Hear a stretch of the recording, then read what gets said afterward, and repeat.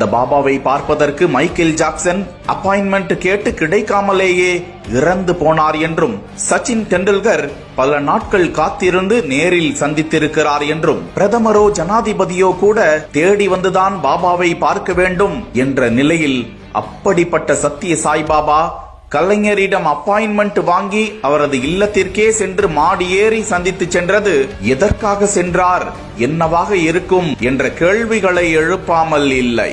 இது யாரையும் தானாகவே தேடி சென்றது இல்லை என்றும், அவர் தேடி சென்று சந்தித்த ஒரே ஒரு நபர் கலைஞர் கருணாநிதி தான். அது 2007 ஜனவரி மாதம் 20 அப்போது கருணாநிதி முதல்வராக இருக்கிறார். அன்று மாலை 4:25 மணிக்கு சாய்பாபா கருணாநிதி வீட்டிற்கு செல்கிறார் என்ற தகவல் பரவுகிறது. சர்க்கர நாற்காலியில் அமர்ந்தபடி சாய்பாபா கருணாநிதி வீட்டிற்குள் அழைத்து செல்லப்படுகிறார். பின்னர் வீட்டிற்குள் இருந்த லிப்ட் மூலமாக முதல் தளத்திற்கு சாய்பாபா ஏறி செல்கிறார். அவரை முதல்வரும் அவரது மனைவி தயாளு அம்மாளும் அப்போதைய மத்திய அமைச்சர் தயாநிதி மாறன், கருணாநிதியின் சகோதரி ஆகியோர் வரவேற்று இருக்கின்றனர். கருணாநிதியுடன் சுமார் 45 நிமிடங்கள் பாபா பேசியதாக தகவல்கள் கூறுகின்றன. அப்போது கருணாநிதி தாம் எழுதிய குறளோவியம், தாய் காவியம் ஆகியவற்றின் ஆங்கில பதிப்புகளை கருணாநிதி பாபாவிடம் வழங்கியதாக சொல்கிறார்கள். கருணாநிதி நாத்திகராக இருந்தாலும் அவரது மனைவி தயாளு அம்மாள்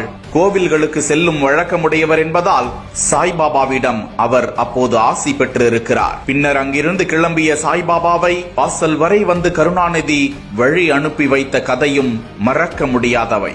அன்று நாத்திகமும் ஆத்திகமும் சந்தித்துக் கொண்டன என்றெல்லாம் ஊடகங்களில் பரபரப்பான செய்திகளை காண முடிந்தது. இது குறித்து வெளியாகியுள்ள தகவலில் பாபா ஒரு இடத்தில் பேசும்போது, உங்களுக்கெல்லாம் கருணாநிதி, எனக்கு அவர் ராஜராஜ சோழன். ஆம், ராஜராஜ சோழனின் மறுபிறவி அவர். அதனால்தான் அந்த மன்னனை நான் போய் பார்த்தேன் என்று கூறியிருக்கிறாராம். மேலும் அவர்களுக்கு எதிரான விமர்சனங்களும் அன்று எழாமல் இல்லை.